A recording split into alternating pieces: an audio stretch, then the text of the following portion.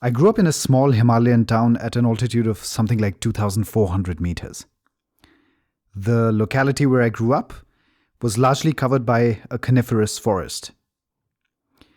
Now, cities and towns in the mountains are very different from cities that are located in flatlands. One of the key differences is facilities.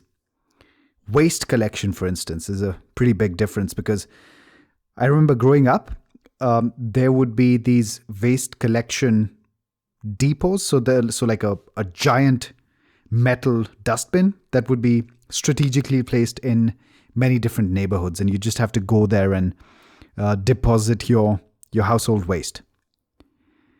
So as the youngest in my family, it was my responsibility to do that. And this is the story of what happened one day when I was out to take out the trash. So, other than human beings, there were two other primates that co-inhabited that space, especially considering the forest. One of those two species was the rhesus macaque. Now, it's quite likely that you already know what that species of monkey looks like. In fact, for most people in the world, when you think of the word monkey, that species is actually what comes to mind. The other reason why you might know what that monkey looks like is because recently, I'm not sure if it was National Geographic or one of BBC's teams that had a documentary covering the life of these monkeys, especially in some high altitude spring areas, natural springs where there was hot water coming out of the ground, and you get these images of these tranquil, chilled out, relaxed beings that are just having a good time, as calm as anything. But the reality of these monkeys is that they're basically all cunts. Now, I have a tremendous love for all animals, but I think this is one species that is a little bit different fundamentally. I mean, I love them too, but it's a difficult love, let me put it that way. So one time I was out taking the trash. This was something like a Saturday or a Sunday morning. It was the weekend. And I wasn't fully awake. But when I opened this giant metal dustbin, it had like two little doors on either side. And once you open it, it's about the size of like a medium-sized SUV. Once I opened it up, I was small enough that I had to basically lift up and be on my tiptoes and then open the damn thing up and then kind of lug my trash into the container. And as I did that, I realized that there was a little bit of a noise coming from the inside. Turns out there's a group of monkeys inside the metal dustbin feeding on the trash or whatever. And the second I opened the door, they realize, oh, there's more food coming or whatever. And they immediately get out. At this point, I start running back with the trash. And a group of monkeys follows me. Now, the faster I try to run away, the faster and more aggressively they catch up. And at one point, they have me surrounded and they start ripping out the trash bag right in the middle of the road. I got super lucky, and just as that whole incident was unfolding, one of my neighbors was taking a walk along the same route and spotted me in that predicament and made some loud noises to scare the animals away. And meanwhile, my heart's beating a million times a second just to, try to get away from these things. And I got home with spreading half of the trash on the way somehow. And then I went to my parents and said, you got to take care of this. This is above my pay grade. And so my parents had to take out the trash, and a giant stick in your hand is generally the way to go to defend yourself in order to be able to safely put the trash in. Now, this is 6 months, 7 months, something of maybe in the same calendar year at that time. I must have been a maximum of 7 or 8 years old. A similar situation occurred. I was going to get groceries. And do you remember how I said there were 2 other species of primates? The second species is a species called the Himalayan Langur. Now, these monkeys are relatively less popular in the world. Less people have an idea of what they look like.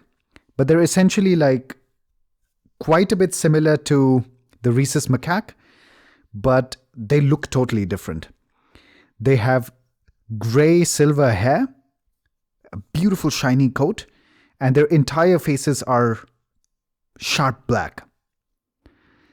And behavior-wise, they tend to be a little more calm as opposed to the rhesus macaques, but they have a tendency to become very aggressive, and they're like 20 to 30% larger in size and weight.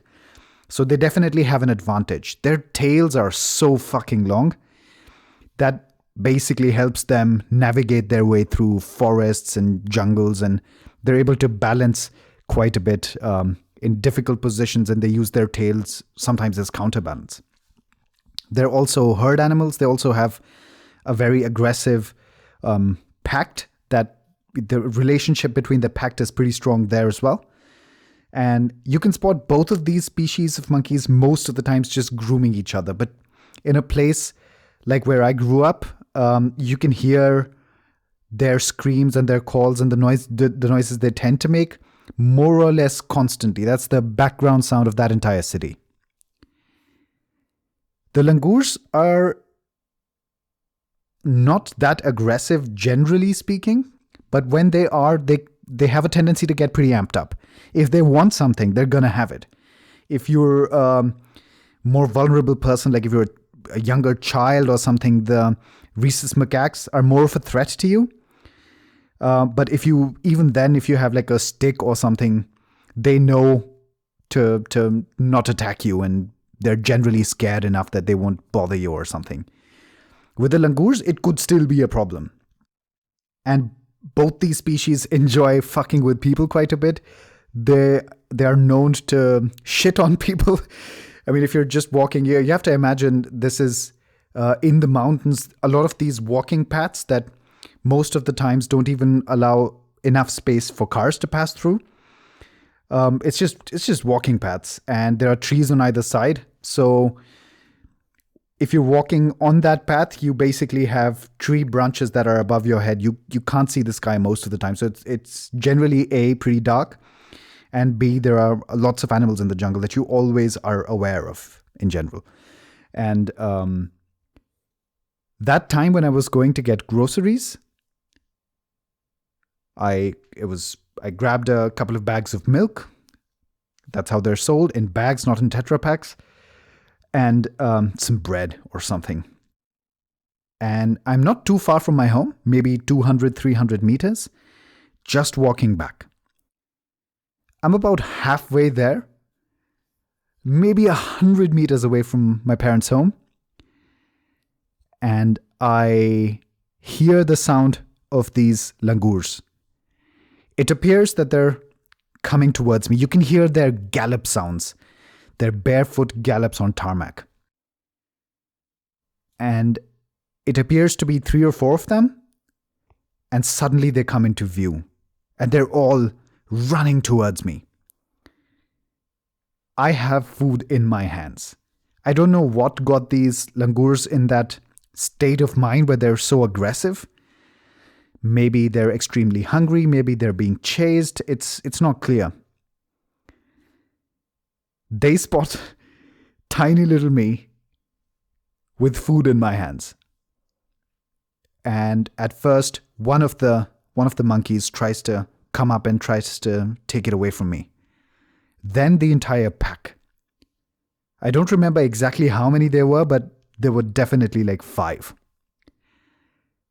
I get surrounded. Some go behind me, some are in the front of me, and as I turn to try and get away from them, there's no escape at this point. They surround me within a matter of seconds.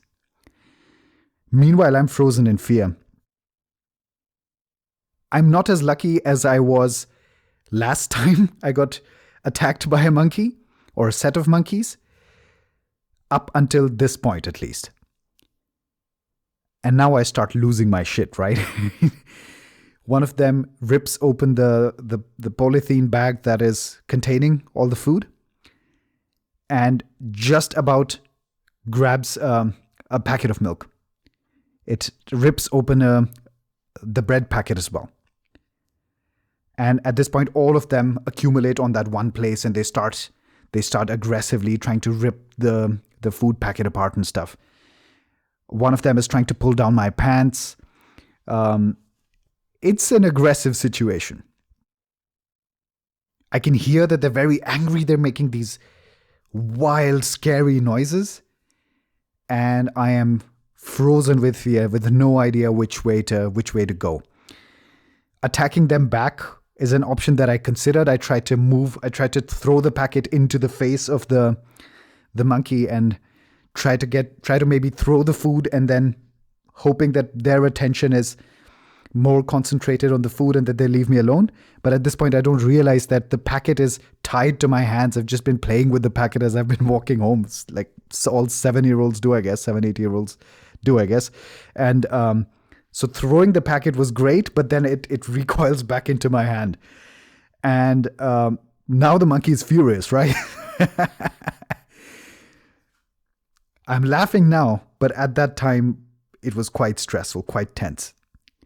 It's one of those moments, I don't remember a lot about my childhood, but these peaks of moments I remember very, very vividly. I do not know how I'm going to get out of this situation, because all of this is unfolding in a matter of maybe 5-6 seconds. And then come the angels. Not more than 10 seconds of this attack have elapsed. During this time, one of the monkeys has started to pull my pants up and started to scratch me. And it was just about willing to, monkeys do this funny thing where they want to try to bite you, but they're smart and they orient their mouths in a way that they can grab a more effective chunk out of your skin. And one of the monkeys I saw was just about to do that, was just ripping my pant out and then tilting. And at that moment came like 2 giant packs of dogs running towards me, running towards these monkeys. And it's like a scene out of a movie. There's like 10, 12 dogs running. It's like a gang of dogs, not just a pack of dogs, a gang. And they're all like participating in this giant event. So many dogs. And these are like, we have a situation where there are very many stray dogs in the country, in the city. And for dog lovers, this is a total paradise, because they're almost always all gentle, loving beings. And they're so beautiful, wonderful souls. And this was the moment that I realized that. As the dogs come, they waste no time and they get right at attacking these monkeys.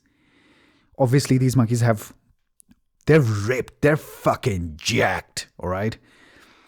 Tremendous muscular attributes give them the most significant advantages over animals like dogs. And they're able to escape the dogs narrowly. They kind of scatter a bit, but the ones that took just the regular walking path instead of climbing up trees or buildings on either direction, the monkeys, all of them, start to run towards them. Some of the dogs stay back and try to keep aggressing against the monkeys that were on the sides that had climbed the trees on one side or the buildings on the other. And the entire way clears up for me to walk home. In those 15 seconds, I went through a massive range of emotions that, as a child in the developed world, you don't get very many opportunities to go through, I'm guessing. I'm able to find just enough time to kind of walk back, rather run back. again for the second time maybe that year. Stuff is just falling off from my packet, and I get home safely.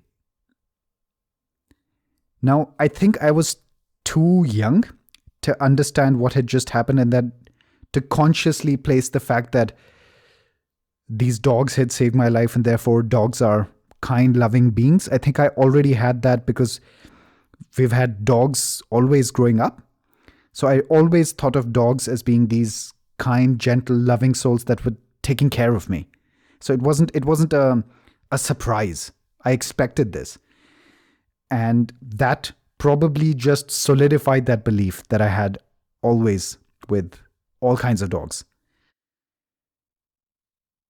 I mean, how do these dogs know to do that? How do they know that we are the ones to protect? I mean, if you look at the historical data, I mean, sure, they come from a long lineage of wolves, and it is humans who have fed them and kept them.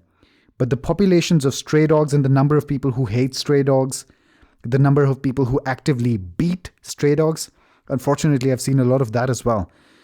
It is unbelievable that in spite of seeing all of that, they still do the things that they do, and they're filled with nothing but kindness and protection and that sense of protecting human beings. In either case, I am thankful to this day. And as that moment solidified the concept of, oh, dogs are pretty chill. They're good beings. They're amazing beings. That changed the entire course of my life. I mean, I'm married to an animal rights activist, and I don't think that's a coincidence.